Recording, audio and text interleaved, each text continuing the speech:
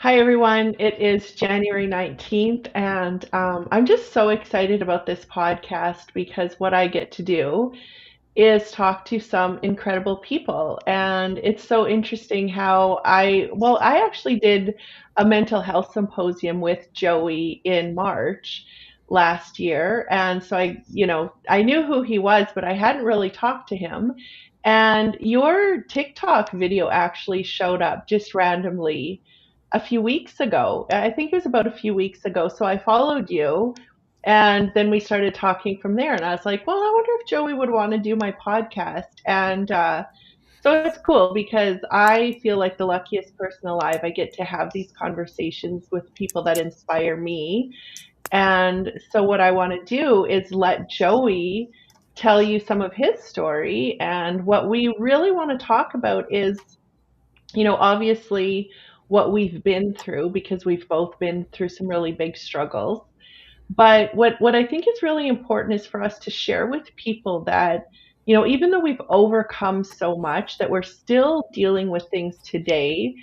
And, my goal is to share with people what works and what doesn't work so that people struggling can learn from the things that we're doing. And, sometimes we try things and they don't work, and we can share that as well. So, with that, I just want to welcome Joey and let him share some of his story with you. Mhm. Thank you, Chantelle.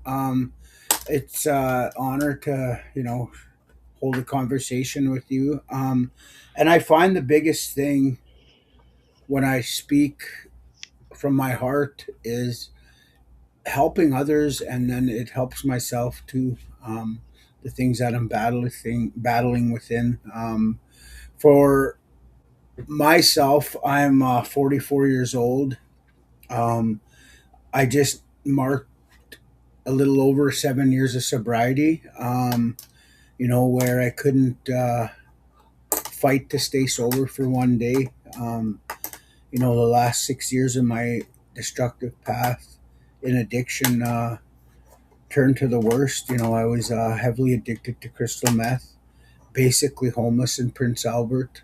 Um, didn't care if I died, didn't care if I hurt anybody, was very, very selfish. And, there's something that I did not share for a long time because I was ashamed of it when I sobered up was I was getting very suicidal, to the last 6 months of my destructive path. It was always in my head where I wanted to end my life. And I came close, you know, about a week before I was arrested. Um, I had did something that I wasn't proud of in Prince Albert, and I was up for like 8 days. Um, I I took yeah, I grabbed a sawed off shotgun and I went to my grandfather's house on the East Flat, and I uh, I went in a room downstairs where I stayed when I was allowed there, and I loaded that gun up and I had it in my mouth. And what saved me was my grandfather got up in the middle of the night to use the bathroom, and I heard it, and I snapped out of it, and I finally fell asleep. I got up and I took off to Saskatoon, and then I shortly after that I was arrested. But it's it's it's those moments right there where I really think about lots today, because if I would have did that, the regrets, the hurt that I would have put on my family, taking that easy way out. Um, you know, it took me a while to start sharing that in my story too, because I was ashamed of it.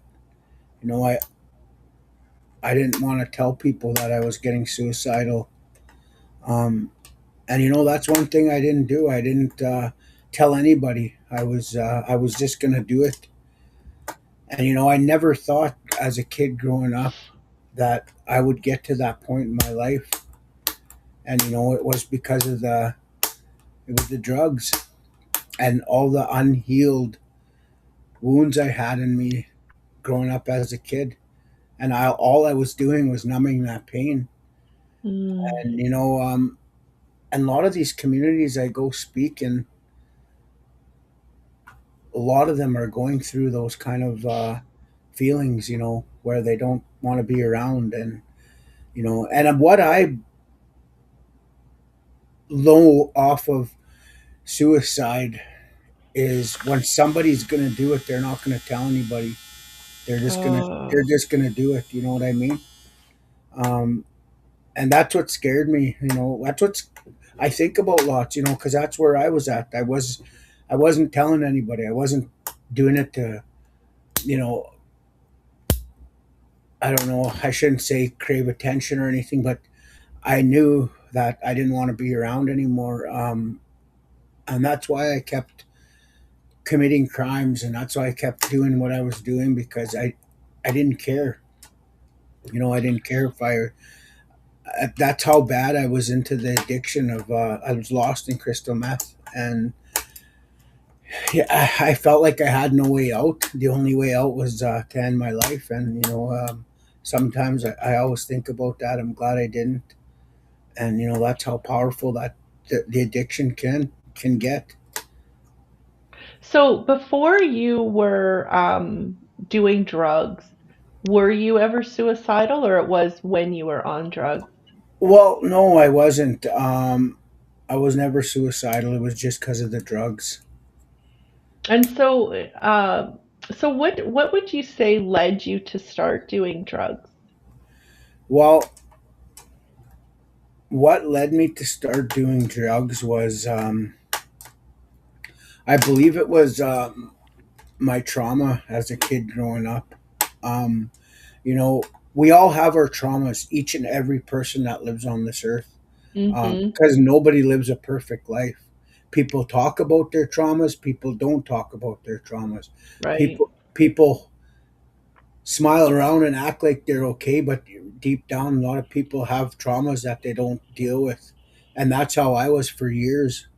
I always thought growing up with my grandparents, I lived a good life. I barely seen drugs and alcohol, but I did though because I'd go back to the reserve to visit my dad's parents, and I remember seeing that. I remember seeing my mom and dad. I remember seeing my dad drunk when I was 5 years old when my mom and dad were together. I remember seeing going to my auntie's, and I remember seeing them smoking up and her selling pills. And my grandpa that raised me didn't like me going there, but those were my families, and I liked to go there. And I used to see my auntie and uncles drinking and partying once in a while when I'd go visit my cousins. And I used to see fights. And you know I always thought, and then I'd have a safe place to go, and that's where my grandparents raised me. But I also had a lot of other childhood traumas. As I was bullied in school too as a young kid. Racism, getting called pretty bad names that scarred me, that left really, really horrible scars on me, where I ended up becoming a bully. And Mm. I even get that once in a while. An old school friend would say, I'm I'm so proud of you. You changed your life around. I remember when I used to go to school with you. You were this. You were this kid that. I was a bully. I was a bully when I was in. Because I was bullied. You know what I mean? Mm-hmm. It's crazy because how much bullying can affect a person, getting bullied and then becoming a bully because you're thinking it's all right. And I think that goes along with a lot of other things too, being abused, thinking it's all right, and then abusing somebody else. It goes like that with Mm-hmm. a lot of things. And people seem to just a lot of people don't like talking about it because they think they're scared of the abuser, or they're scared of the that nobody's going to listen to them, or and for me, I held that in for a lot of years, and I ended up becoming a bully. And you know I always share in my story about this one boy that everybody used to bully, and you know, I it got to a point where that kid went to the school and told the principal that if I keep bullying him, that he's gonna go home and get his dad's gun and come to the school. And I got in serious trouble for that. And I didn't know that that boy was getting bullied at the rink. Well, we knew he was getting bullied. We didn't know that was bullying, though. We thought it was all right. He Hmm. was getting bullied at school, at the rink, and then he'd go home and his dad would end up beating him up. And not long after that, um, his dad ended up committing suicide in his house. And that's what I tell kids. It doesn't. You don't know what other kids are going through at school. It's bullying is a serious issue to this day in a lot of communities. You know, um, Hmm. Aboriginal, white, wherever. It happens, and I think that's where a lot of trauma comes from kids too in school getting bullied, because all it takes is one bad word a kid, they could be scarred. Yeah. And that's where I Well, think a lot of my addiction came from, is my childhood. Like, that's what drove me to addiction when I had a chance at 16 to do it. And when I did it, I ruined my hockey career, my education, and hmm. I did it for 21 years. And Wow. now that I sobered up, I realized I was just numbing that pain. So, that's such a good thing to say because so many people are still stuck in blame. It's their fault, or even it's my fault. Like we blame ourselves or we blame other people.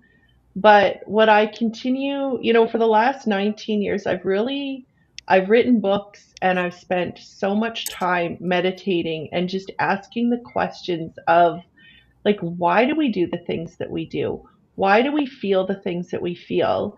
And what are we actually supposed to be doing? So it's kind of like I've had this idea of how can I deconstruct addictions? Like what is actually going on at the root?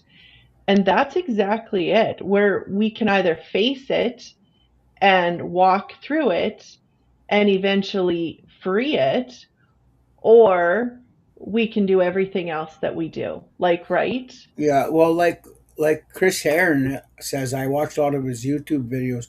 We tend to worry about the last day, but we don't talk about the first day, and that's Mm, where the root cause came from.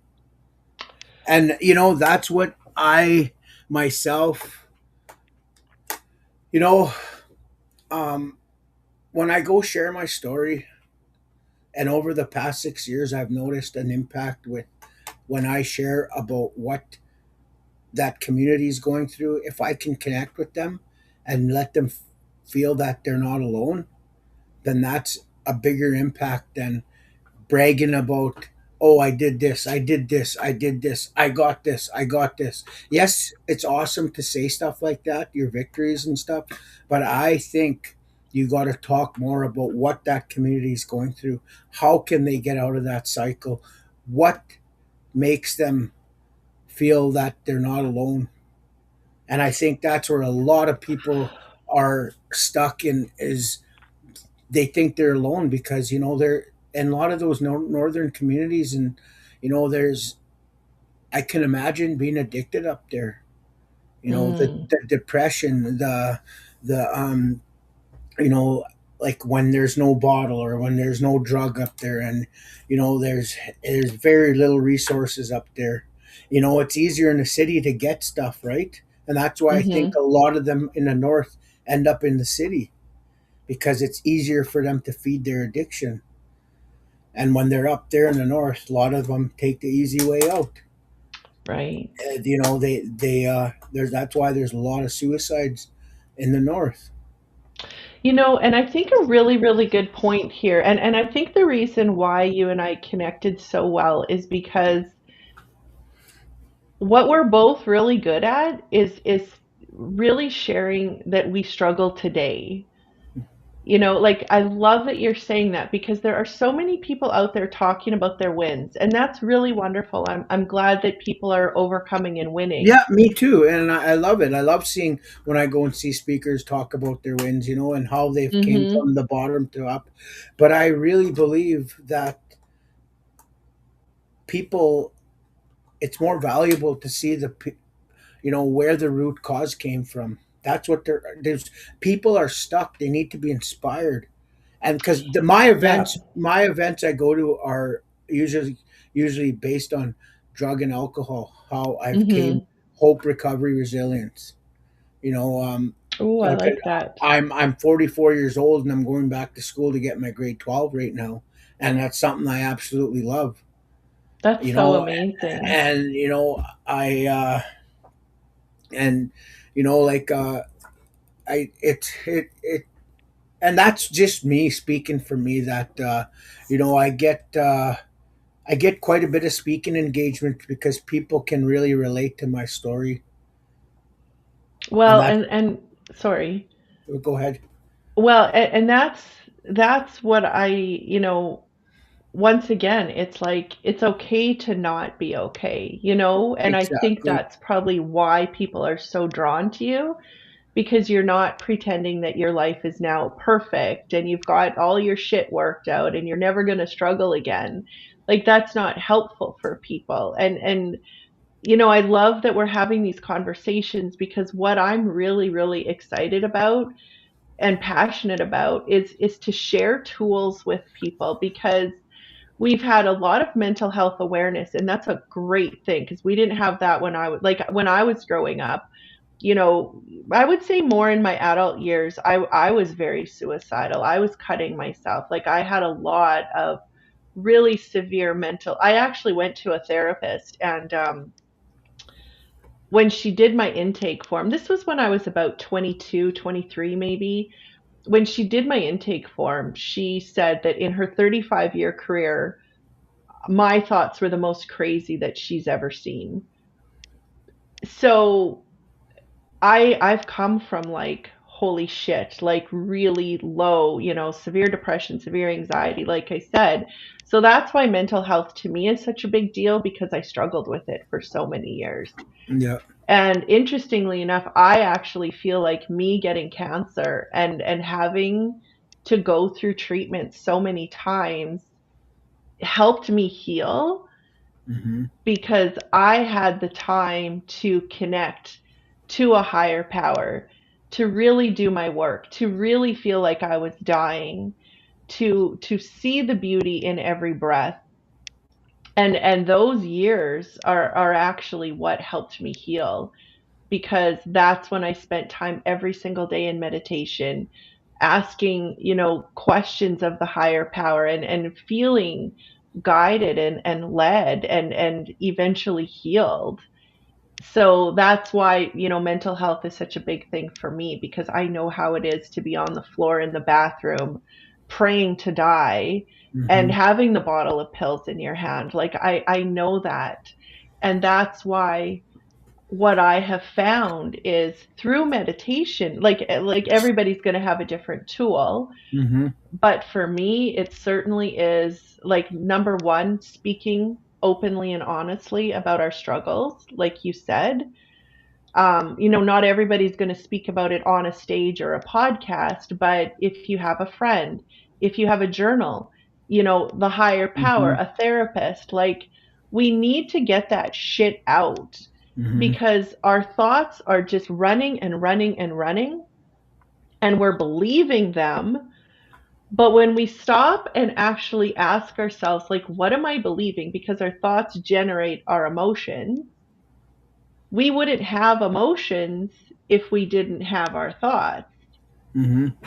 So when we start to like, oh, well, what am I believing? Well, wait a minute, is that even true? No, because 98% of our thoughts actually come from our programs from our past.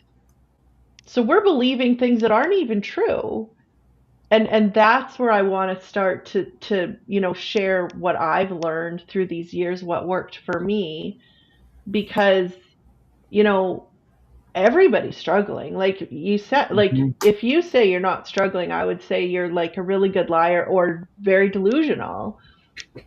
So Yeah, I feel like, it's time, and that's why I started to do my videos every day. It's like put your hand on your heart and breathe. yeah, And to really recognize that there are emotions going on here. And then when you start to question those thoughts and listen to them, it's like, well, no wonder I'm scared. Like, this weekend, for example, I got myself really, really fucking worked up about stuff that's going on in my life. And I feel like I've just had all of these new responsibilities dropped in my lap. And I started to freak out about it. And I was having like kind of panic attacks and kind of, yelling at my kids and just like, I was just so overwhelmed. hmm, And then today I really sat with it and I was like, holy shit, I have this blessing of these incredible kids. Yeah, now I have to drive them around because they have jobs and they're doing these things. But what I wasn't realizing was I was stressed out about money and how I'm going to make money to be able to pay for these things. But what I wasn't doing was appreciating the things like my children and those moments.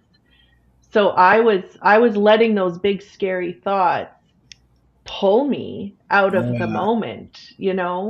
Mhm. The moment that matters, right? And that's spending time with your kids, Yeah. especially with what you've been through. You've been through cancer, and I couldn't imagine. But like you said, it's we all battle with, and it's a Mhm. matter of finding those tools that help you get through those battles, because we do get overwhelmed when life gets busy. For myself, I don't have children, but you know, with the new year coming in, I was done my last speaking engagement. Um, I made a decision that I was going to go back to school on June 7th at Northlands College. So I kind of wasn't promoting going out to speak or anything. I had a website, I closed it down because I just felt like it's not something that I got to pay $250 a month for right now. Mm. I don't need to network. I had clothing I had ordered before, and I usually, you know, I don't have that ambition to sell them. I was giving them Mm. away, but that's just giving back to, people that, it's for me, it was just giving back. It's not about the money thing.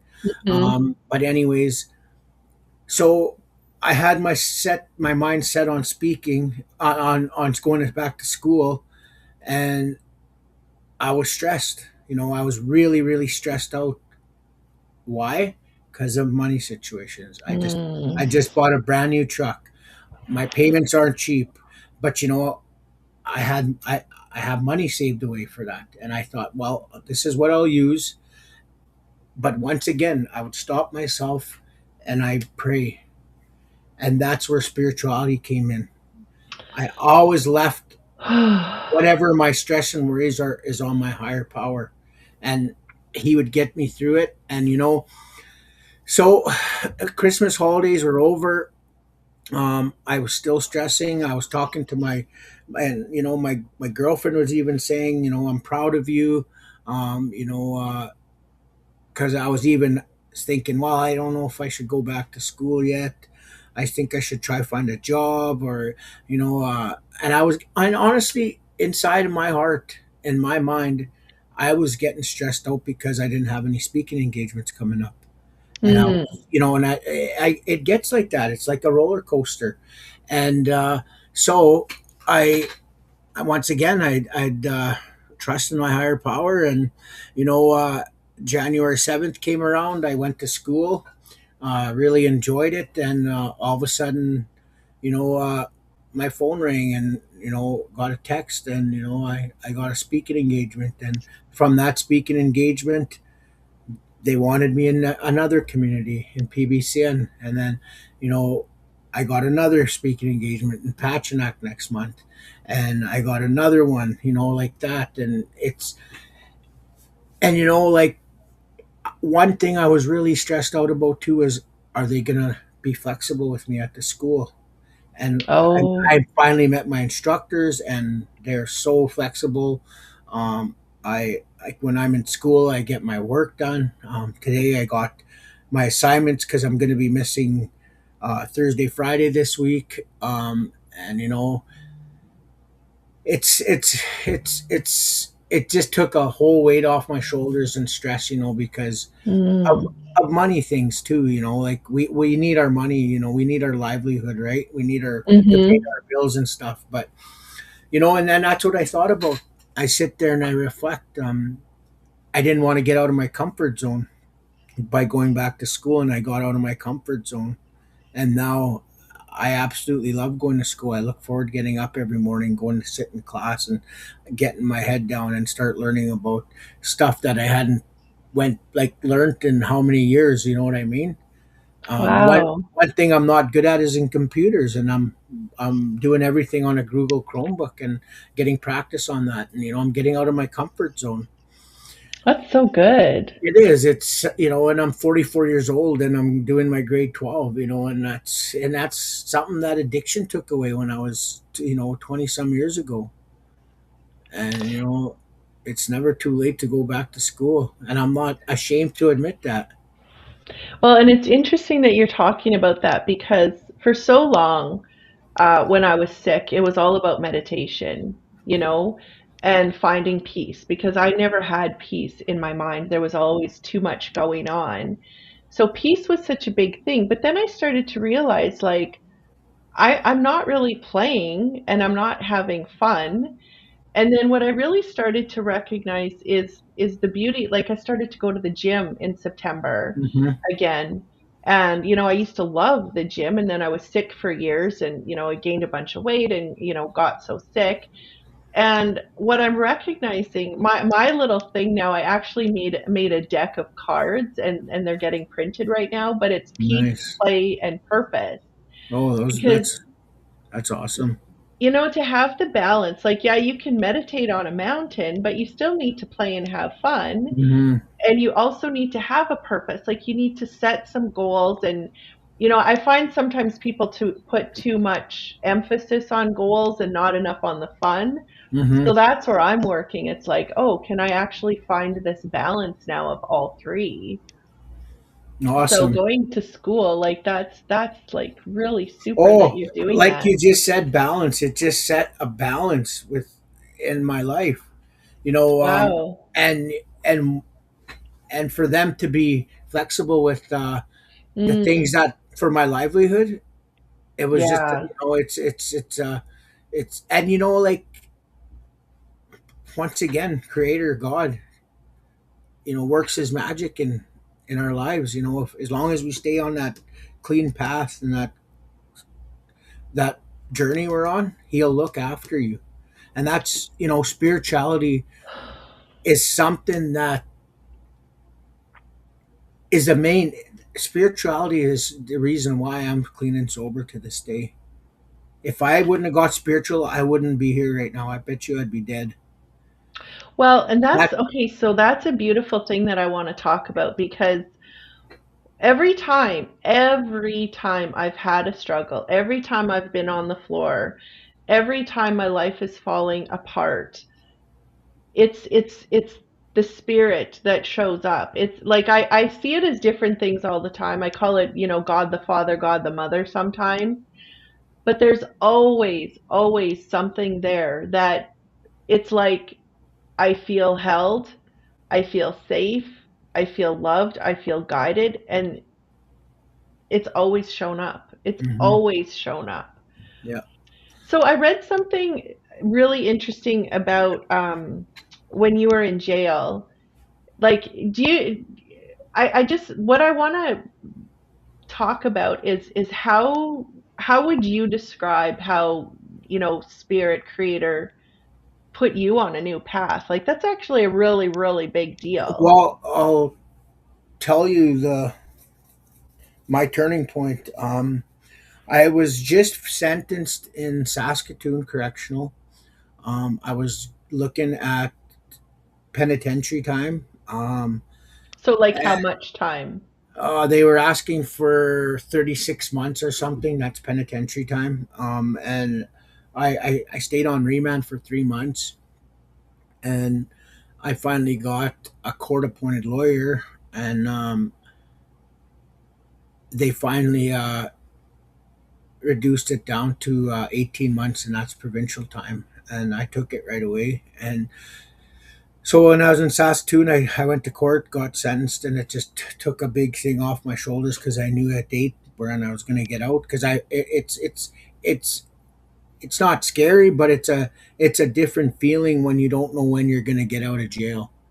Oh. Um, and that's when you're on remand, and you get actually time time and a half served. I think when you're on remand, when you stay on remand. So when you get sentenced, they dock off.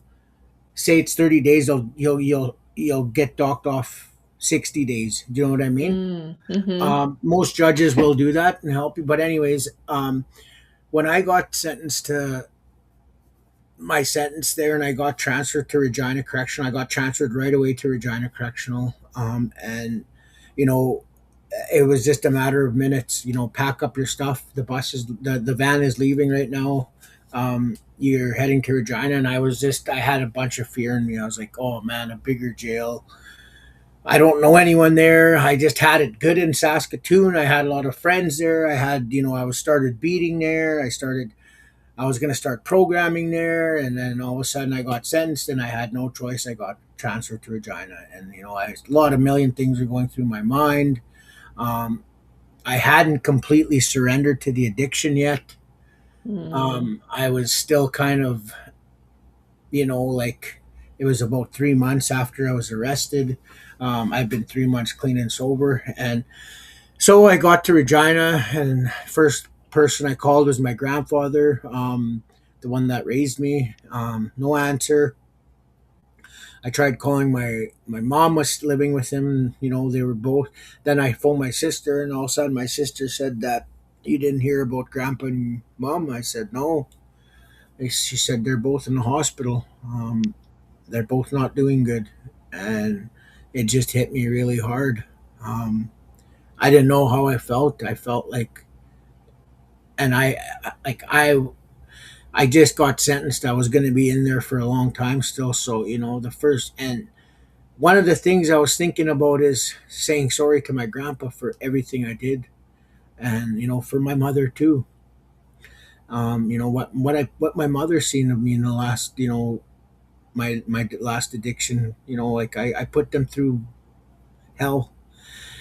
So for them to know that they were in the hospital not doing good, the first things that crossed my mind was, am I ever going to see them again?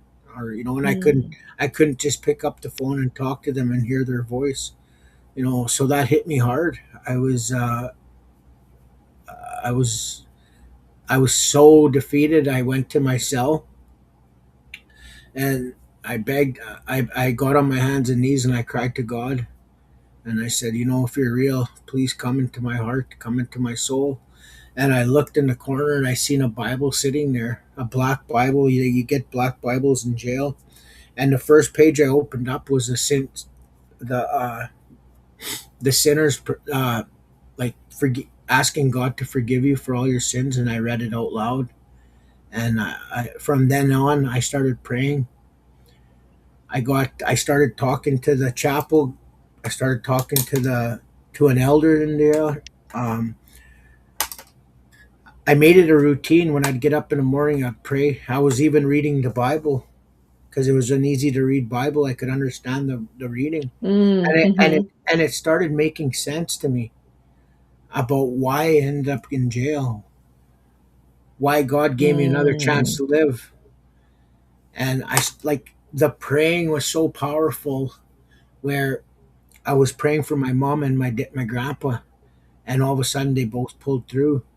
Wow. And I believe it was because of my prayers and how close I got to God. And for me, God and Creator are the same in my life. And that's one Mm-hmm. thing. It's one thing my Kuka Mouse told me is never criticize anybody what they believe in. You can believe in what you want, my boy. And I'll always go by that because God and Creator are the same in my heart. And I was going to church and I was going to ceremony, and some people don't agree with that. Some people say you got to pick one or the other or it'll never work. That's For me, that's a lie, because look at me to this day. I'm still clean and sober. I think that's so important because I feel like so many people fight over what God is, and it's like, what the heck? Like now we're separating ourselves by. Our God is our creator. That's what my kukum used to tell me. My boy, you can go to sweats. We are Aboriginals. You have a right to learn your culture, and that ceremony, Mhm. sweat. But God made us. God, Right. God is our creator, and I believe that, and that's what's sticking in my heart till the day I die. And And I think it's. yeah, I will go to church once in a while, and I will go to ceremony. Mhm. And that's what's helping me to this day. And I think it's so beautiful because we should be able to do whatever we want. Like, Yeah, find at the end of the day, what I really recognize is it's that feeling.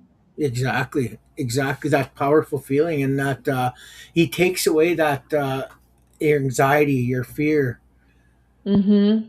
your your stress. And when I get up in the morning and I miss my prayer and I miss my time with him, I don't feel right, and I end up having a very angry day, or I end up getting really irritated easy.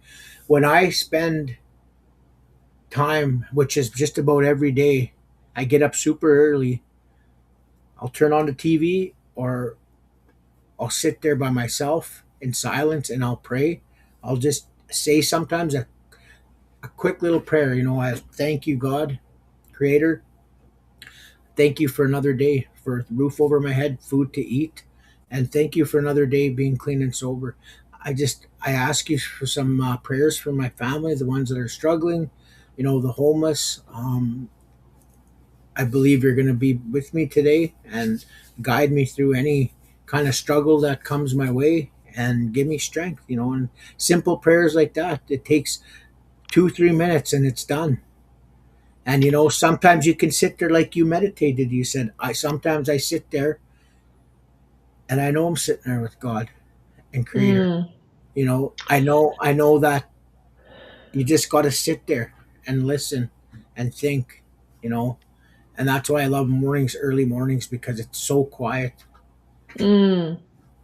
That is just so beautiful that you're saying this because what I recognized was because I went to church for a while and sometimes I would hear things and then it would, like, because I almost died multiple times. I got so sick and then my mom died suddenly, and like I would say for 10 years my life was just hell after hell after hell after hell.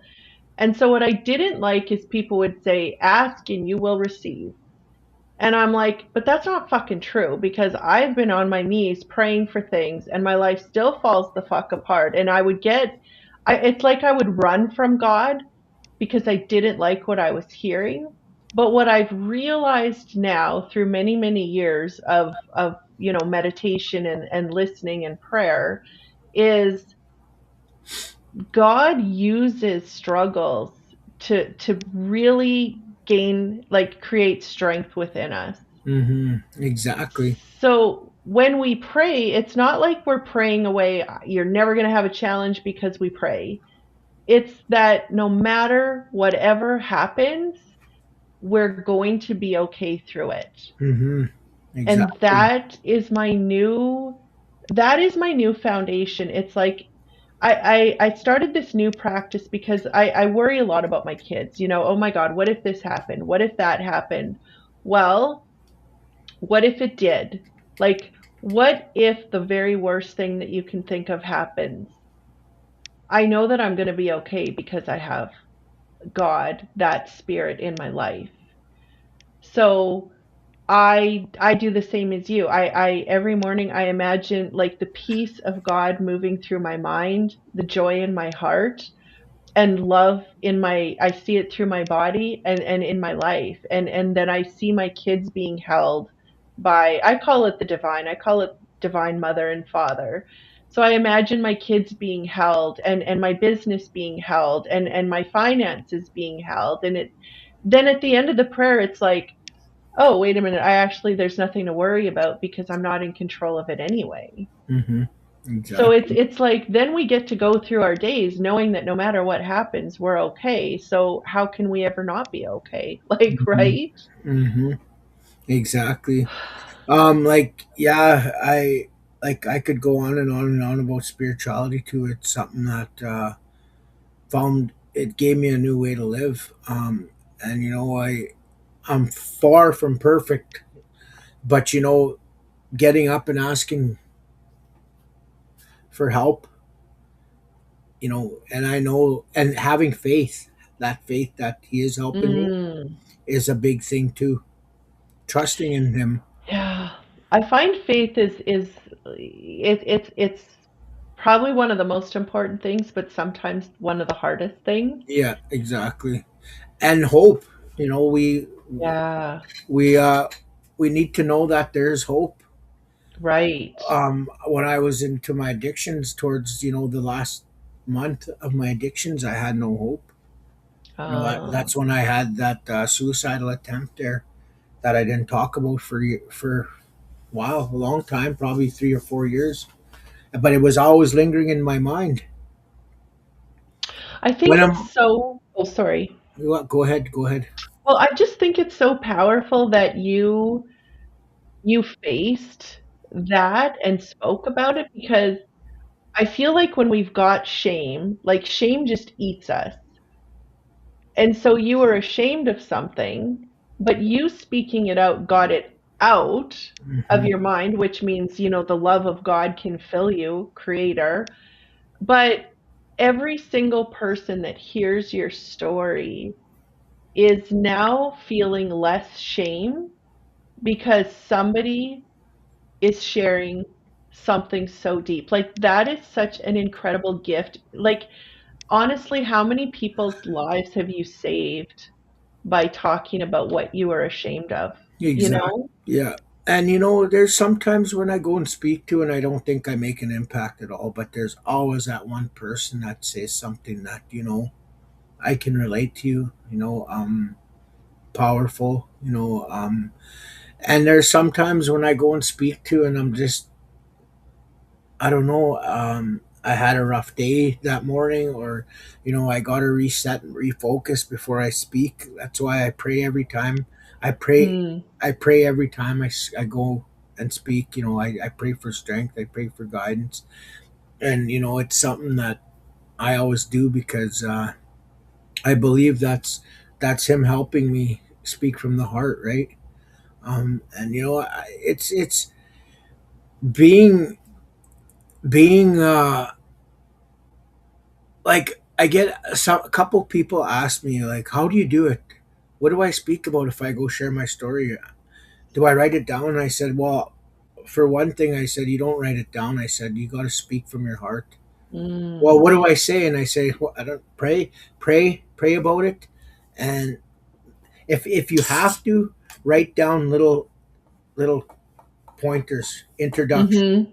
when your addiction started, stuff like that. And then as you get up there and speak, it all comes to you, especially when you're speaking from the heart. And I guarantee you, people like to hear you speak from the heart, not by reading stuff down. Do you feel like I because I've taught workshops for many years. I was sick for about 7 or 8 years, so I haven't been able to do the work that I was doing, but now I'm starting to get back into it. Do you feel like when you're speaking from your heart, it's really actually just spirit coming through you? Yes, yeah, it's just a flow. Um, Yeah. it's like I was this one time last year around this time exactly, not exactly, but around this time last year, I went to this conference in Meadow Lake Tribal Council at Prairieland Park, and I had my laptop there. I had everything ready. I was gonna go on a PowerPoint, not a PowerPoint. It's a slideshow. I show pictures of my kind of my life, and I seen that it was going to take a lot of work to get it set up, and I was on stage in half an hour, and for some odd reason, I didn't want to ask if I can use my PowerPoint. I just thought, well, I'm just going to speak from my heart. And I was really, really nervous. Um, and there was probably about 450 people there, maybe Wow. more. And I went into the bathroom and I sat in it, like I got on the toilet there.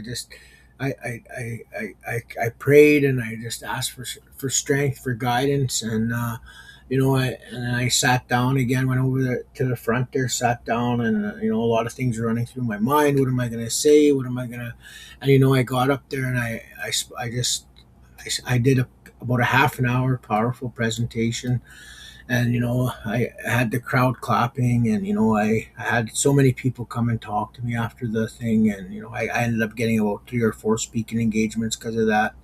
It's just from prayer and asking him to come into my heart and speak the truth. And that's why I pray every time I speak, because I believe it's him working, and he's the one that made me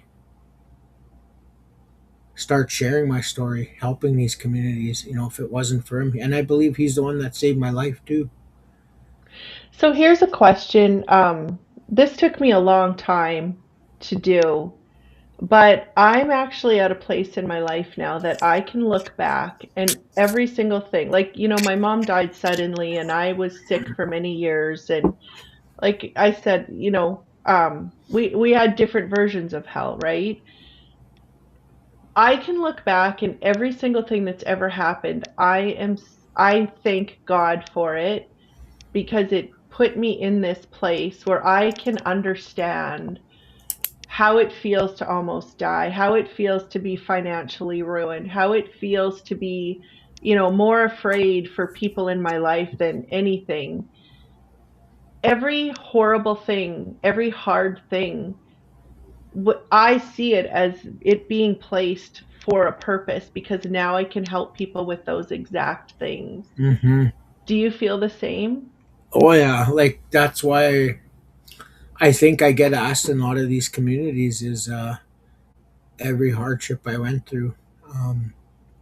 And it's like when I first started speaking, I would just go kind of speak about never where my addiction came from, just where it Mm, started, and what I did. And then but now I started realizing the root cause. you know it's not about your last day of using it, it's about the first day, where your addiction came from. And I believe that's a powerful message to share to a lot of these communities is where your addiction come from, what was the root cause of it. I share about some events that happened in my addiction. I don't go out and share the whole story about me being lost on the streets, or the bit of you know the hardships I had and the bad things I did to people. I share some, I do share some, and mhm, it makes people I was told lots that eh, I got very emotional, and he made me cry, like. And I said, like, I because they can relate, they went through the same thing, mhm. and that's healing, right? That's a part of healing. And then to come talk to me and tell me that is, and that's why I tell them, that's why I'm here. I just want you guys to know that you're not alone. And Well, there. Go ahead. one thing I heard that I just find is so powerful is like hurt people, and hurt people hate people. But, like so many people are they're so interested in blaming someone. Like, oh, okay, well, you're a criminal, so you're not worth my time, and you're this, and you're a piece of shit, and you did this, so fuck you. But it's like, wait a minute, we all have fucking trauma. And if we can start to love every single person, like it's such a more powerful place to be. Why are we dividing? Why are we blaming? Like we all have the trauma. So let's get together and admit that we're all in pain. So you took it out on other people in different ways, but you know, other like moms, I used to be a real screamer at my kids. So I'm screaming at my kids behind closed doors. You're doing stuff on the streets, but we're both, not dealing with our trauma. Exactly. So if we all start to deal with it, which means we face it and we feel it, then holy shit, we're actually doing something. We'll eventually free it. It's like the way I see it is we free little pieces at a time. We're not going to just heal overnight. I've been meditating for an hour a day for like since 2016. So I don't even know how many years that is.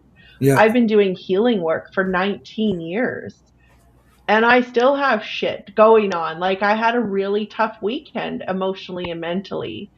So it's not like we're ever going to be perfect and healed and wonderful every single day. Like you said, we wake up, we speak to creator, whatever it is we call it or see it as, Hmm. but it's to put everything in those hands and then listen. Like um you know I had a cancer journey and I almost died. And then I was diagnosed with severe depression and severe anxiety. So I moved to a tiny cabin because I couldn't afford the house that I lived in.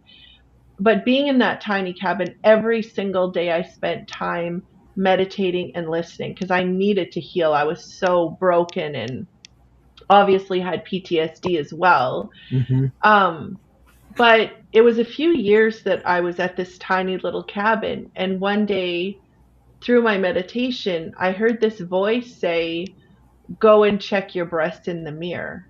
And I was like, that is the weirdest thing I've ever heard. Like what is going on here? And I, didn't think much of it. And the next day it's like, go to the doctor. And so I ended up going to the doctor and found out that I had triple negative breast cancer and it was very fast moving and aggressive.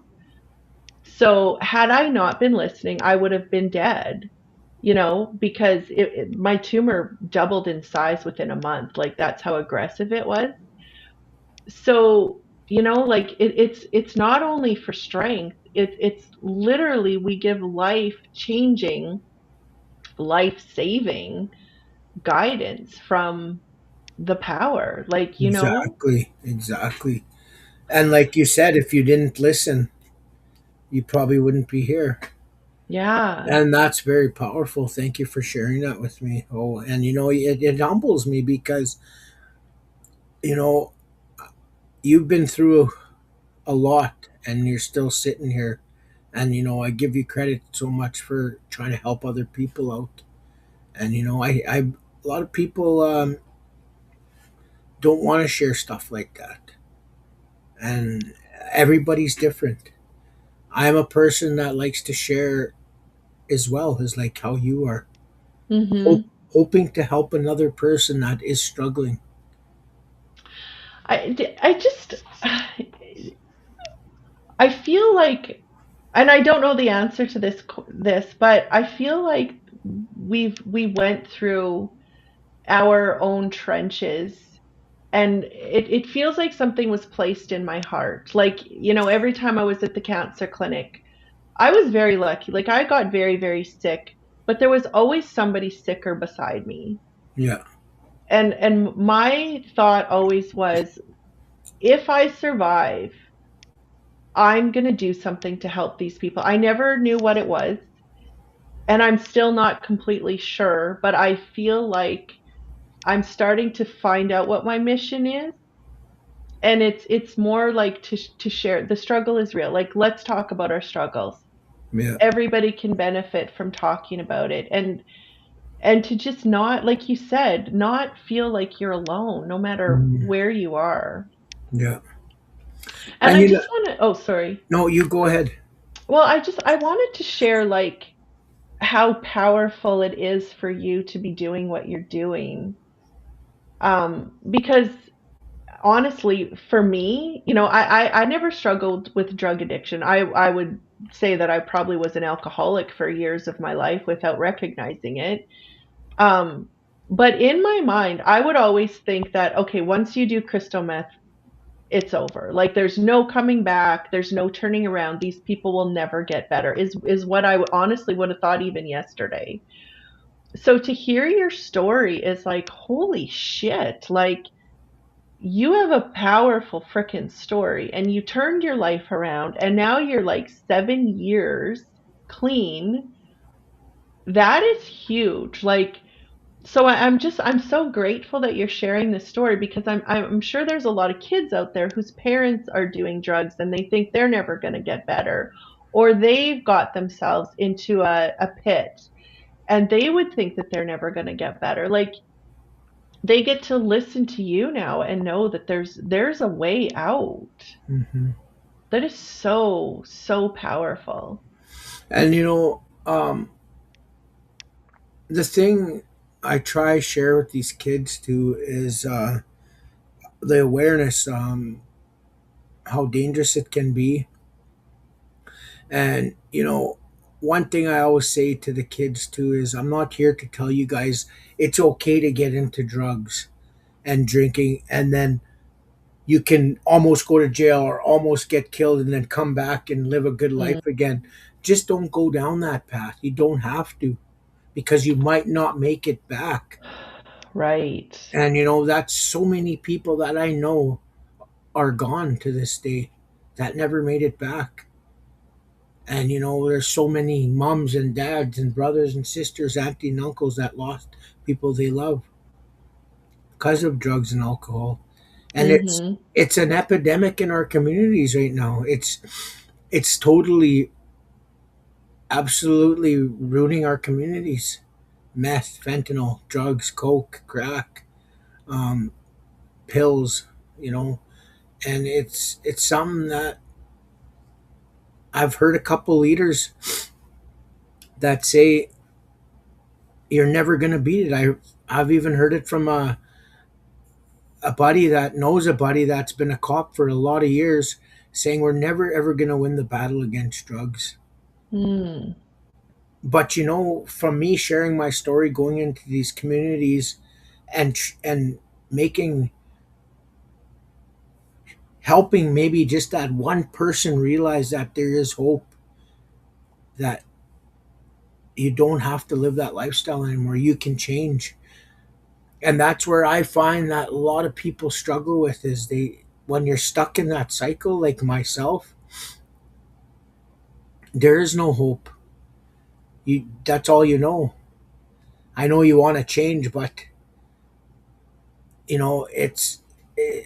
like I had to go to jail. I had to get arrested, mm, thrown in an 8 by 8 safe cell, and I had to be dope sick for 2 weeks and tough it out. Because I couldn't do it alone out in the streets. Because I would go back to my old friends. I'd go back. right. I would go get my drug. I would, because it was so easy to access, and I would just, I'd continue that cycle that I was stuck in, and that's all I knew about, which almost Okay, took. so, well, and here's a good question. So now you're talking to people, like, obviously we don't want them to go to jail and go down the roads. So what do you share when you speak about how to break the cycle? Um, well, you have to. Number one thing is you have to surrender. You Mm, got to surrender in your mind. Tell yourself that I'm done. I'll go to any lengths, because we go to any lengths to get high. So I go to any lengths to stay sober. wow. I switch it around. And one other thing is I had to walk away from my old friends I was using drugs with. It was hard. Right. It was a little tough for a bit when I first got out of jail, but Mm-hmm. I wanted my sobriety because I promised myself that I'm done with this lifestyle. I surrendered to it. So when you do your talks, do you talk about like the creator? Oh yeah, I talk about Oh, you everything. do. Okay. Yeah. See, that's a fear that I have because there are so many places that, you're not allowed to talk about this and that. And I've always kind of like worried, okay, well, if I want to do public speaking now, am I allowed to talk about this? Because Well, to me, it's the most powerful. I don't preach about it. No. I talk about a section in my presentation on what spirituality did to me. You know, Mm-hmm. I don't sit there and preach about spirituality.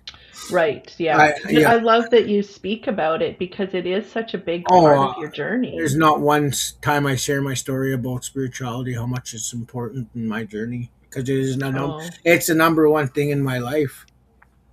yeah. And it's so true because I feel like, you know, for me, I talk a lot about being in the moment, you know, connecting with peace and joy and love, but that is the embodiment of the creator is peace and joy and love, Yeah, because you're you sitting with them. know? Yeah, exactly. So when you're in the space, you're actually with that, Yeah, which is so powerful. exactly, and that's where you gain your strength from. Oh my And gosh, and and I everything. and I believe the struggles that he puts us through, daily struggles, um, that we get through, that it gets us stronger. It's so true. Because It's so if you true. lived a happy life or a perfect life every day, how are you going to get stronger? Or you had everything Well, put out to you on a silver platter, you never get stronger.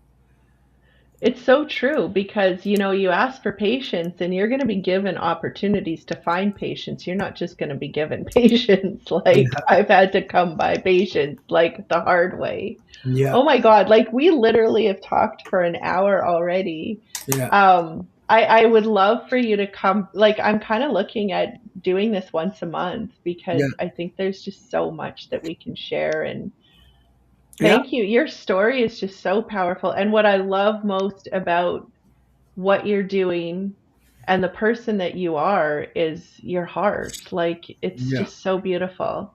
That's what my mom said to me the other day. She said, "My boy, I don't know." She said, "What I would do without you. You know, I can't believe what you do for me, and you're like my mom and my dad been split up for years, but she just said, you how much you care for your parents still. It's you have such a big heart, and I I've always had a heart, and that I got that from my mom too. My mom has a really big heart. My dad does too. My dad's a really good person when he's not on his into his addictions too. Hmm. And I pray for my mom and dad to deal with their traumas the way I'm dealing with them. And it's a never ending battle. It's a never ending thing. Is healing. We'll heal right Yeah. till the day we die. Oh, that is one of the most amazing things that we have to learn because I think lots of people think, okay, I'm going to be done at some point, but I don't think we are. No, I think every day is something new. no, yeah, you can't. You're never done. Yeah. I don't care who you are or whatever. You're never done healing. No, I don't think so either. There's always room to be a better person.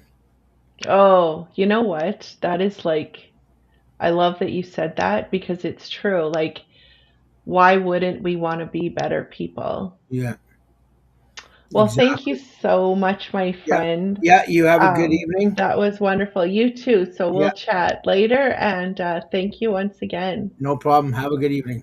You too. Thank you, Thanks. everyone, for joining us. We will see you soon. Thanks. Bye. Bye.